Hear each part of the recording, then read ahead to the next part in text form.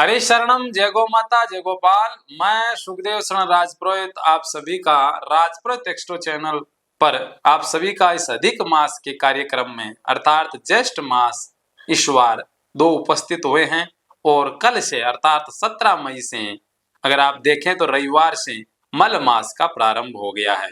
तो मल मास की क्या महिमा है, मल मास में कौन कौन से पुण्य काम किए जा सकते हैं, कौन से काम नहीं किए जा सकते हैं, कौन सी हमारे जीवन की दिनचर्या में हमें फॉलो करनी चाहिए, कौन सी चीजें नहीं फॉलो करनी चाहिए, इन सभी चीजों के ऊपर हम आपको विस्तार से डिस्कशन देने जा रहे हैं। एक बार इस वीडियो को देखने से आपको ये जरूर पता लग जाएगा कि पुरुषोत्तम मास की या अधिक मास की क्या महिमा होती है। वैसे इस वर्ष जो है ज्येष्ठ मास जो है पुरुषोत्तम के रूप में उपस्थित हुआ है। मल मास कब और क्यों उपस्थित होता है, उसका परिणाम यह है कि जब भी एक अमावस्या से दूसरी अमावस्या के मध्य किसी भी प्रकार की सूर्य संक्रांति उपस्थित नहीं होती है तो उस वर्ष मल मास जरूर उपस्थित होता है। तो इस वर्ष जो है ज्येष्ठ मास जो है हमारे सामने समक्ष जो है पुरुषोत्तम मास, मल मास, अधिक मास के रूप में उपस्थित हुआ है। इसका शास्त्रों में बड़ा महत्व है, विशेष करके साधना की दृष्टि से, उपासना की दृष्टि से है। ये जो पुरुषोत्तम मास होता है भगवान विष्णु को समर्पित होता है। इस मास के अंदर भगवान विष्णु की साधना, उपासना, भगवान कृष्ण, राम, भगवान विष्णु के जितने भी स्वरूप अवतार हुए हैं उन किसी भी जिसमें आपकी विशेष श्रद्धा या आपका इष्ट हो उसकी साधना करने से मल मास में अन्य दिनों में किए हुए पूजा कर्म, उपासना, अनुष्ठान 1000 गुणा पुण्य देने वाला ये अधिक मास होता है। अगर अधिक मास में आप किसी भी प्रकार की भगवान के उपासना, साधना, अनुष्ठान इत्यादि अगर आप करते हो तो अब आपको कौन कौन से शास्त्रीय अनुष्ठान आप कर सकते हो उसके ऊपर मैं आपको विश्लेषण दे देता हूं। भगवान विष्णु के सभी अवतारों का आप अनुष्ठान नाम जप के माध्यम से कर सकते हो। भगवान विष्णु का सहस्त्र नाम, विष्णु सहस्त्र नाम का पाठ, भागवत जी की कथा का श्रवण और कथा श्रम, स्वाध्याय स्वरूप भी पुरुषोत्तम मास में आप कर सकते हो। ये पुरुषोत्तम मास जो है 17 मई से 15 जून सोमवार की अमावस्या तक रहेगा। अगली अमावस्या सोमवती अमावस्या पड़ रही है, इसलिए इस अवधि के दौरान किसी भी प्रकार की सूर्य संक्रांति नहीं है। ये मल मास की अवधि है। 17 मई को चंद्रमा और सूर्य की युति रहेगी और 17 मई को वृषभ राशि में ये युति है, जबकि अगली संक्रांति जो है सूर्य और चंद्रमा की जो युति है वो आपकी 15 जून को अमावस्या पड़ रही है और 16 जून को जो है मिथुन संक्रांति सूर्य की पड़ रही है। अर्थात दोनों अमावस्या के मध्य में किसी भी प्रकार की संक्रांति नहीं आई है। इसलिए इस पुरुषोत्तम मास में आपको विशेष रूप से भगवान श्री हरि की आराधना करनी है। ओम नमो भगवते वासुदेवाय नमः, ओम नमो नारायणाय नमः, श्री हरि स्मरण। इस प्रकार और भी भगवान श्री आप षोडक्षर महामंत्र का जप भी कर सकते हैं। भगवान के किसी भी मंत्र का जाप इस पुरुषोत्तम मास में आप जरूर करें। सबसे महत्वपूर्ण शास्त्रों में जो वर्णन आता है, पुराणों में, कथाओं में, शास्त्रों में, पुरुषोत्तम मास में दीपदान का महत्व बहुत है। ये दीपदान जो है आप पिंपल के वृक्ष के नीचे कर सकते हो। आप तुलसी के पौधे को पूजन करके तुलसी के पौधे में भी आप प्रतिदिन दीपदान कर सकते हैं। बहते हुए पानी नदी के किनारे आप दीपदान कर सकते हैं और मंदिर में तो आप दीपदान कर ही सकते हैं। इस महीने आने वाली दोनों एकादशी का उपवास आपको जरूर करना है। एक तो आएगी पद्मनी एकादशी, एक परमा एकादशी आएगी।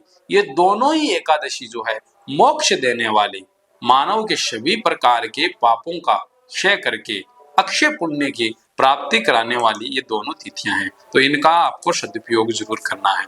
जितने भी वैष्णव है उनकी निष्ठा एकादशी में बहुत होती है। तो पुरुषोत्तम मास में पड़ने वाली एकादशी का पुण्य कई 1000 गुणा आपको मिलने वाला है।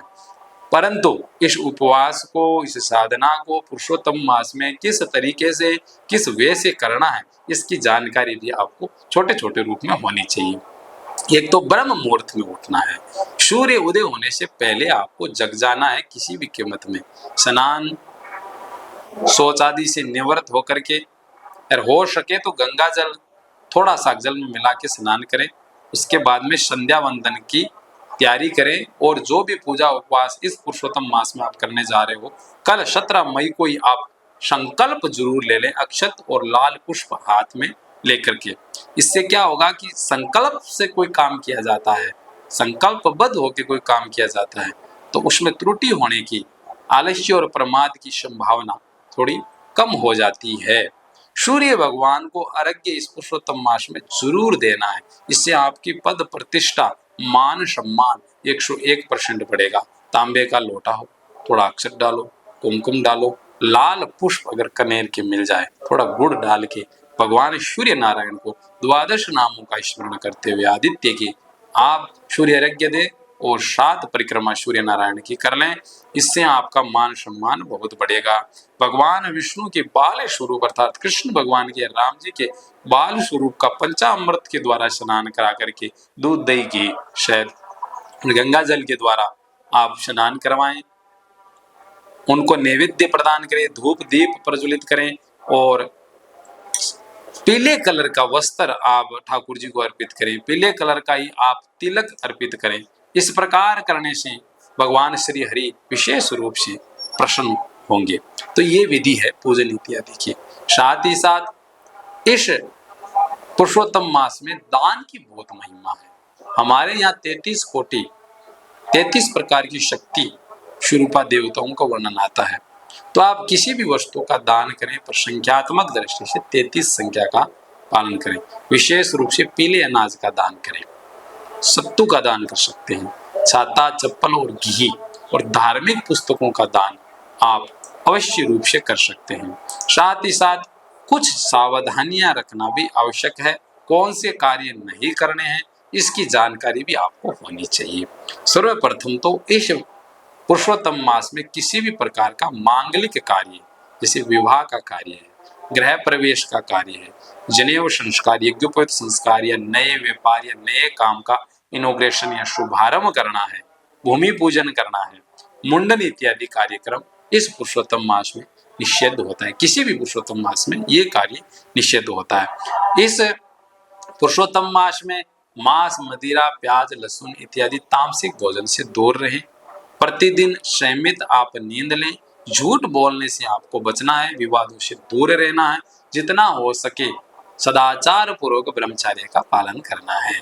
इत्यादि चीजों को फॉलो करते हुए अगर आप इस पुरुषोत्तम मास को व्यतीत कर देते हैं, तो निश्चित मानिए आपको अन्य दिनों में किए हुए आपके पुण्य कार्यों, पुण्य अनुष्ठानों, उपासना, पूजा इत्यादि की अपेक्षा पुरुषोत्तम मास में किए हुए सभी धार्मिक क्रियाएं आपको 1000 कोटि गुणा अधिक फल देने वाला सिद्ध होगा।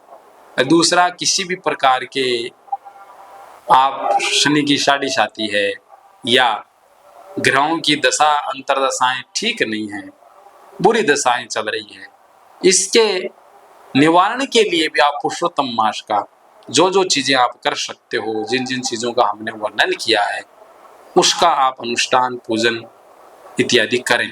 इससे आपको बहुत लाभ होगा, ऐसा ज्योतिषीय शास्त्रों में वर्णन आता है। और अधिक अगर आप किसी भी प्रकार के ज्योतिष से जुड़े हुए, पुरुषोत्तम मास से जुड़े हुए कोई जानकारी चाहते हैं, तो आप हमारे दिए हुए नंबरों पर संपर्क कर सकते हो। सुबह 8 बजे से शाम को 8 बजे तक हम ज्योतिषीय परिचर्चा में संलग्न रहते हैं, और उस मध्य आपका भी मार्गदर्शन कर सकते हैं। हरि शरणम। जय गौ माता, जय गोपाल।